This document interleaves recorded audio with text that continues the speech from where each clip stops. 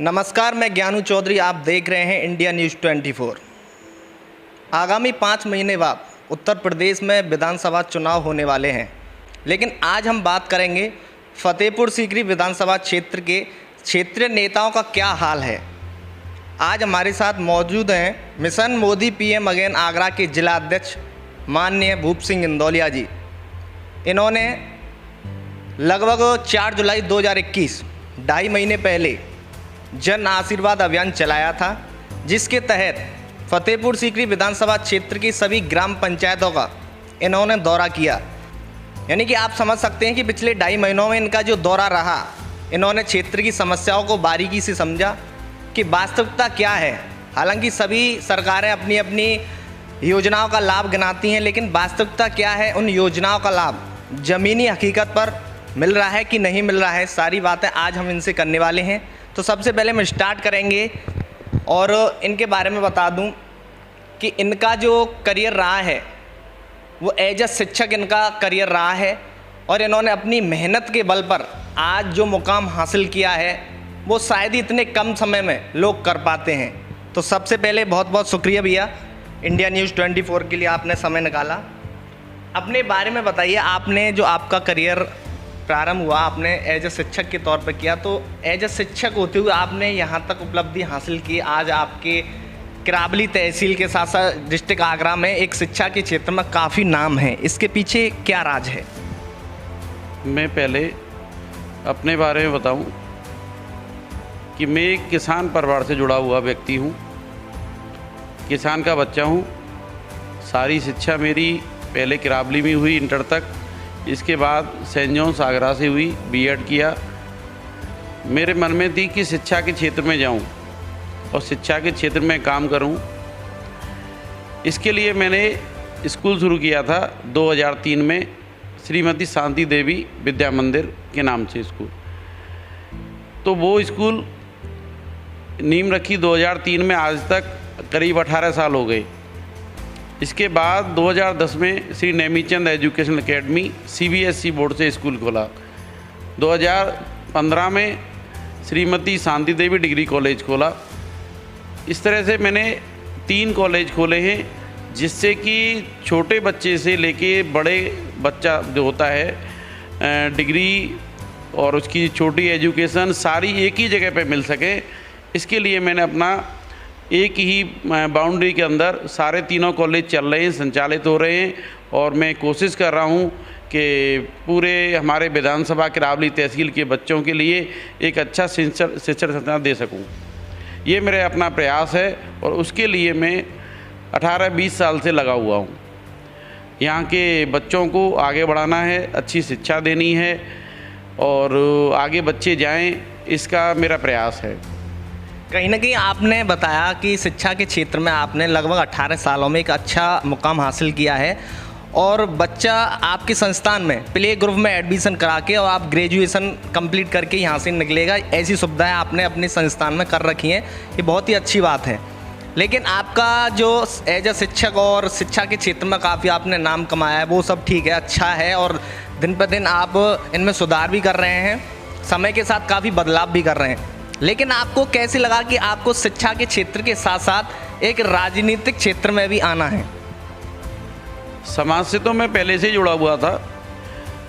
सारे लोगों से तहसील में आना जाना, मिलना, उनकी समस्याएं जो होती हैं उनको भी समझना, किस गांव में कैसे क्या है, ये मैंने पहले से देखा हुआ था, समझा हुआ था। और समाज के जो प्रबुद्ध लोग हैं उनसे भी मैं जुड़ा हुआ था। लेकिन एक सोचा कि लोकल एक प्रत्याशी हमारे यहाँ से किराबली से, अछनेरा से कोई था नहीं, अब तक नहीं हुआ है। तो उसमें बहुत सारे लोगों की इच्छा थी कि अपना प्रत्याशी हो, यहीं लोकल प्रत्याशी हो, क्षेत्रीय प्रत्याशी होगा तो हम अपनी समस्याओं के लिए और अच्छे से मिल सकेंगे, बात कर सकेंगे, रख सकेंगे, यानी कि जब ज़रूरत पड़ेगी तब मिल सकेंगे। तो इसलिए उन्होंने मेरे से करीब 2-3 साल से 4 साल से कह रहे थे कि आपको राजनीति में आना चाहिए, सामाजिक क्षेत्र से तुम पहले से जुड़े हुए हैं, राजनीति में आएंगे तो हमारे क्षेत्र को, हमारे किराबली और छिनेरा जो हमारे कस्बे हैं आसपास की जनता को फ़ायदा होगा और जनता के लिए जो परेशानी होती है वो परेशानी नहीं होगी। तो उन्होंने मुझे समझाया, मेरे से बोला, तो तब मेरे दिमाग में आया कि पहले अगर मैं राजनीति करना चाहता हूँ तो क्षेत्र में जाऊँ, और जाने के लिए मैंने मिलने के लिए, संपर्क करने के लिए मैंने एक अभियान शुरू किया। उस अभियान का नाम था जन आशीर्वाद अभियान। जन आशीर्वाद अभियान 4 जुलाई से शुरू किया मैंने, और पूरे हमारी विधानसभा में जितने गांव हैं लगभग सभी गांवों में मेरा पहुंचा हूं मैं, और उनके द्वारा हर गांव के वर्ग से, अमीर से, गरीब से, हर जाति के लोगों से मेरा मिलना रहा है, और समझा भी है कि गांव में क्या क्या समस्याएं हैं, किस तरीके की समस्याएं हैं। इस तरीके मेरा संपर्क रहा है, करीब 2.5 महीने संपर्क रहा, और मैं आराम से सारी चीज़ों को समझ पाया हूं कि क्या क्या परेशानी आती है एक प्रतिनिधि के सामने और किस तरीके से उसको दूर करना चाहिए। ये सारी चीज़ें मैंने इस अभियान के अंदर अपना अनुभव की हैं। जैसे कि आपका 2.5 महीने का जन आशीर्वाद अभियान का दौरा रहा, आपने ज़मीनी हकीकत को समझा, तो इस दौरान हमने देखा कि क्षेत्रीय जनता ने आपको आशीर्वाद तो दिया ही, साथ ही साथ आपको प्यार और एक सम्मान भी दिया। तो कहीं ना कहीं सूत्रों के हवाले से खबर ये भी आने लगी है कि क्षेत्रीय जनता अब एज ए जनप्रतिनिधि के रूप में आपकी ओर देखने लगी हैं। तो क्या कदम रहेगा? 5 महीने बाद उत्तर प्रदेश में विधानसभा चुनाव भी होने वाले हैं, तो क्या तैयारी है आपकी? मैं भारतीय जनता पार्टी का सक्रिय सदस्य हूँ। पहले से जो उनके प्रोग्राम होते हैं पार्टी के, उनमें सहयोग रहता है। इसके बाद अब मेरा जो है वो एक ही है कि जो यहाँ की लोकल जो चीज़ें होती हैं, जहाँ पे प्रतिनिधि पहुँच नहीं पाते हैं, उन चीज़ों के पास हर गांव में उन समस्याओं को देखूं और समझूं और अच्छे से करूं। वैसे हमारी सरकार ने लगभग सभी चीज़ों पे, पानी, बिजली, रास्ते, या कह लीजिए कि सारी चीज़ों पे ध्यान दिया है हमारी बीजेपी सरकार ने।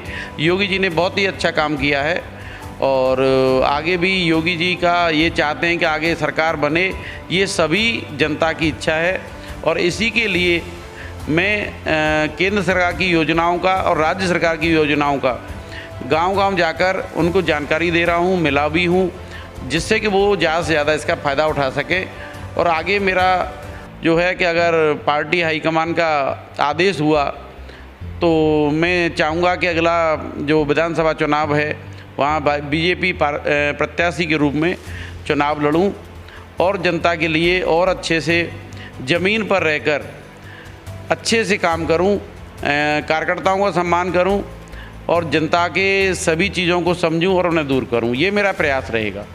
अच्छा, अंतिम सवाल, जैसे कि आपको भारतीय जनता पार्टी के द्वारा फतेहपुर सीकरी विधानसभा क्षेत्र से प्रत्याशी घोषित कर दिया जाता है, तो हर एक पार्टी के अपने अलग अलग मैनिफेस्टो होते हैं। वो पार्टी सत्ता में आने के बाद 5 सालों में सुचारू रूप से उन योजनाओं का लाभ गिनाते हैं और ज़मीनी स्तर तक पहुंचाने का हर सरकार का प्रयास रहता है। लेकिन अगर आप यहां से भारतीय जनता पार्टी की टिकट पर चुनाव लड़ते हैं और आपको जीत मिलती है, तो उसके बाद आपका पर्सनल मैनिफेस्टो इस क्षेत्र की जनता के लिए क्या रहेगा? हमारे विधानसभा क्षेत्र की सबसे बड़ी परेशानी जो मैंने अनुभव की है वो है पानी की। तो मेरा प्रयास रहेगा कि जो गाँव में पानी है उनका पानी को दूर करूं, और बहुत सा हमारा खेती भी, सिंचाई के लिए जो पानी कमी है उसके लिए मुझे लगता है एक नहर की ज़रूरत है। तो मैं अगर सरकार में प्रतिनिधि बनता हूं और आगे मुझे अगर मिलेगा काम करने के लिए, तो मैं सबसे पहले यहाँ की सिंचाई व्यवस्था के लिए और गांव में पानी की समस्या को दूर करना चाहूँगा। तो बहुत बहुत धन्यवाद, आपने हमें अपना कीमती समय दिया। जैसा कि हमारे साथ मौजूद थे भूप सिंह इंदौलिया जी ने अपनी सारी क्षेत्र की जो भी समस्या है, पिछले 2.5 महीने में इनका दौरा रहा है, वो बताया। तो ऐसी पल पल के इंटरव्यू क्षेत्रीय नेताओं के हम आपके साथ लाते रहेंगे। तब तक के लिए आप हमारे साथ बने रहिए। मेरे सहयोगी अभय चौधरी के साथ मैं ज्ञानू चौधरी, इंडिया न्यूज़ 24।